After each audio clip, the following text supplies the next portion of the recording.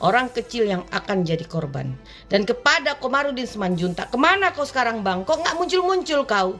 Sekarang kau sibuk memberikan apa? Video-video porno. Ada 600 6.000 video porno yang kau berikan kepada polisi. Maksudnya apa? Kau ini sebenarnya pengacara apa? Kau ini pengacara Joshua atau pengacara video porno?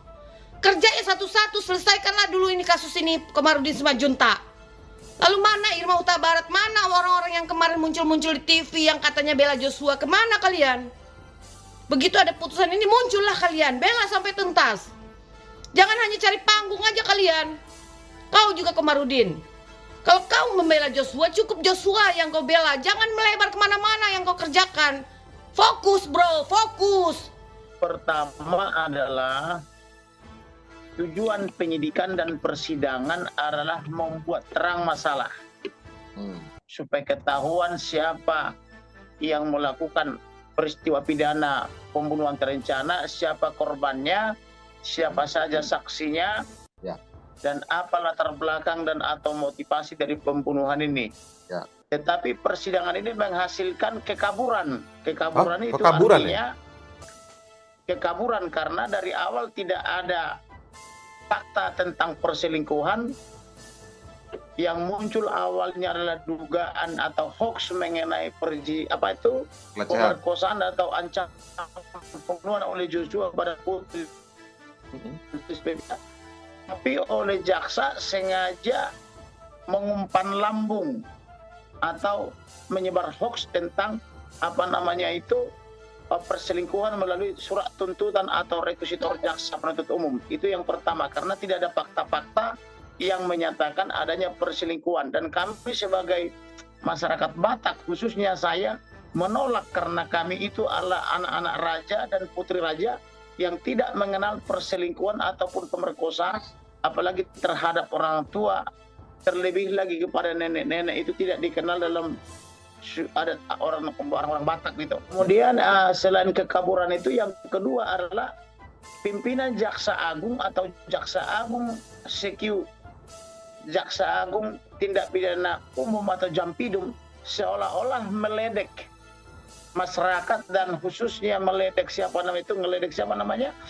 Barada Richard Eliezer. Kenapa dia bersikap jujur dan berterus terang sehingga dia pertama tidak jadi mendapatkan uang 1 miliar atau 5 miliar, tetapi dia malah diponis atau dituntut maksudnya bukan diponis, dituntut 12 tahun, dan seolah-olah membenarkan apa yang telah dilakukan oleh Ricky Rijal dan Kuat Ma'ruf yang konsisten berbohong sehingga dia nanti akan mendapatkan 500 juta per orang karena telah berhasil berbohong mempertahankan kebohongannya di pengadilan.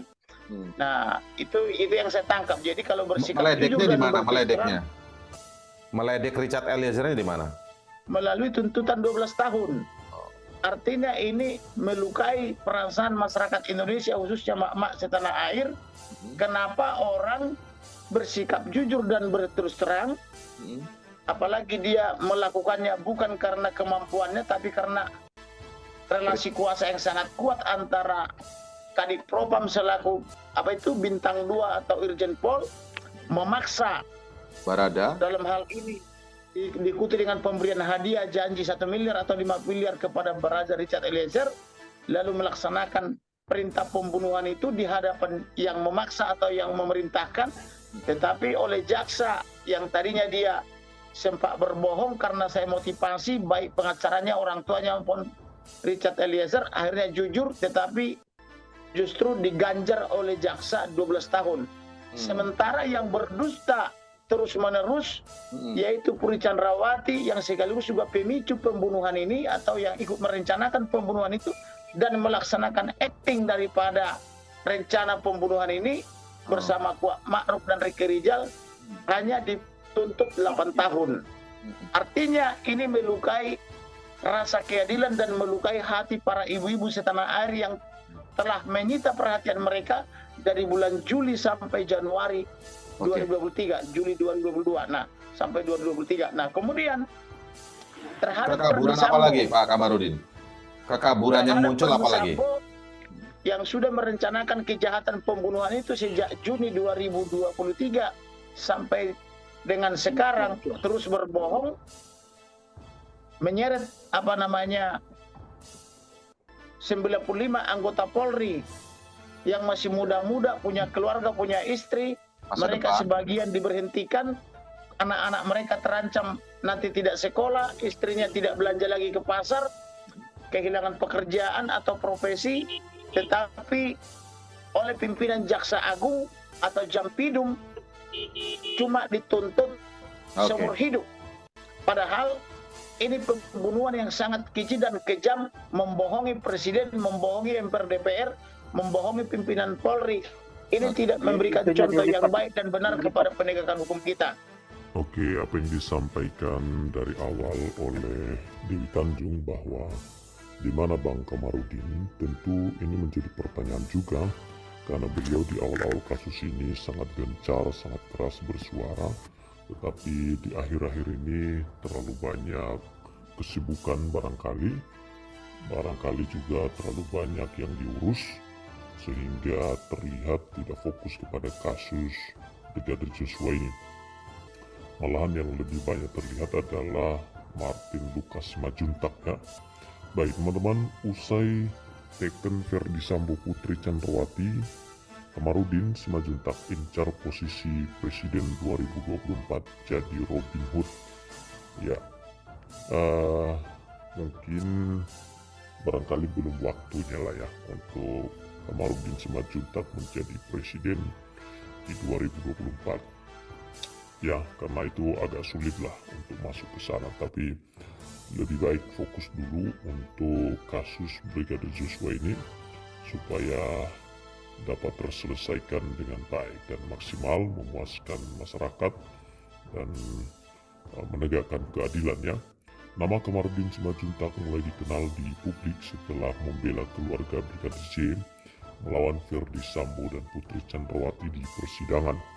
Usai menekan Ferdy Sambo dan Putri Chandrawati hingga mendapat hukuman berat, Kamarudin Simanjuntak mengaku bahwa dirinya kini mengincar posisi presiden di tahun 2024 nanti. Tidak cuma mengejar jabatan presiden semata di tahun 2024 nanti, Kamarudin Simanjuntak mengaku bahwa dirinya memiliki rencana mulia untuk duduk di kursi nomor 1 itu. Rencana tersebut rupanya berkaitan dengan Ferdy Sambo.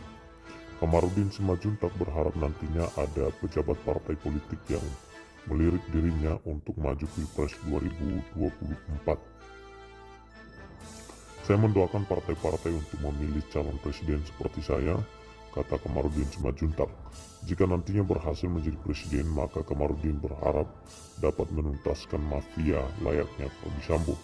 Pasalnya Ferdy Sambo disinyalir termasuk sebagai mafia, bahkan memiliki perputaran uang judi online hingga triliunan rupiah per tahunnya.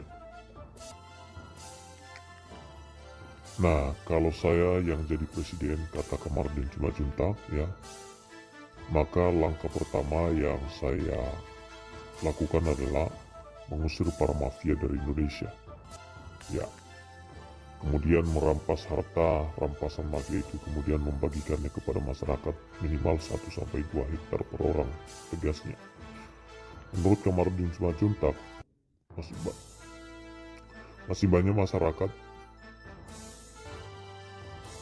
masyarakat Indonesia yang tidak memiliki kemerdekaan atas tanah dan air yang dipijaknya.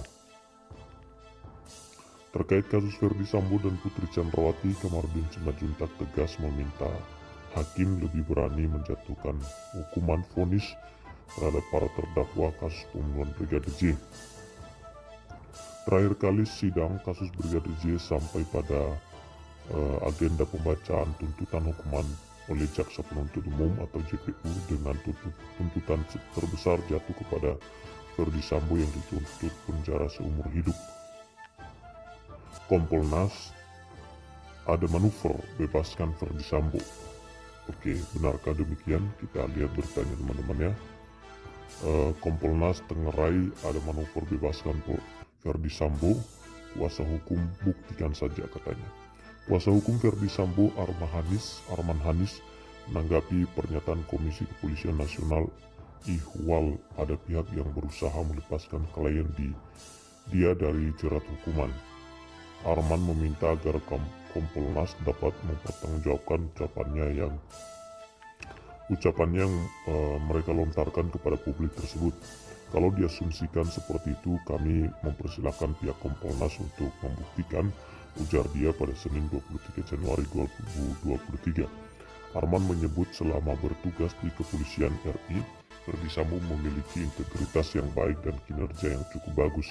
Ia juga menambahkan kliennya tidak pernah tersangkut kasus hukum sebelum perkara pidana yang menjerat saat ini.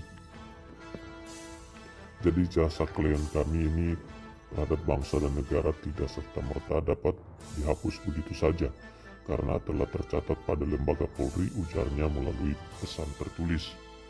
Oleh sebab itu, Arman meminta kepada semua pihak agar berhenti mendiskreditkan kliennya yang tengah berfokus menjalani proses hukum. Sebab menurut dia, hal tersebut dapat memecahkan fokus kliennya dalam memperoleh keadilan. Dengan rendah hati, kami sebagai tim kuasa hukum memohon agar klien kami tidak dicatut bahkan difitnah melakukan hal-hal yang tidak benar, kata Arman. Arman juga mengharapkan kepada semua pihak untuk memberikan penghakiman yang adil terhadap Ferdy Sambo, termasuk, kata dia, lembaga peradilan setelah munculnya isu-isu yang tidak dapat dipertanggungjawabkan di tengah publik. Kami berharap lembaga peradilan bisa tetap independen dan inspirasial, tidak tunduk dan takluk pada tekanan atau intervensi dari pihak manapun. Sebelumnya, Ketua Kompolnas Beni Mamoto mengatakan adanya manuver dari berbagai pihak agar ex-Kadif Propam Mabes Polri tersebut bisa dibebaskan dari jerat pidana. Dia mengamini ucapan Menko Polhukam Mahfud MD yang mengatakan bahwa gerilnya bawah tanah dalam kasus Ferdy Sambo. Ferdy Sambo punya jaringan dan punya loyalis, yaitu pihak yang merasa hutang budi karena pernah dibantu, kata Beni Mamoto saat dihubungi Senin 23 Januari 2023. Kasus pembunuhan berencana Brigadir J terjadi pada 8 Juli 2022 lalu. Pembunuhan Brigadir J tersebut dilakukan oleh ex-Kadif Propam Polri Ferdy Sambo bersama sejumlah anak buah dan ajudannya. Dalam perkara tersebut terdapat 5 orang terdakwa yakni sudah disangkakan.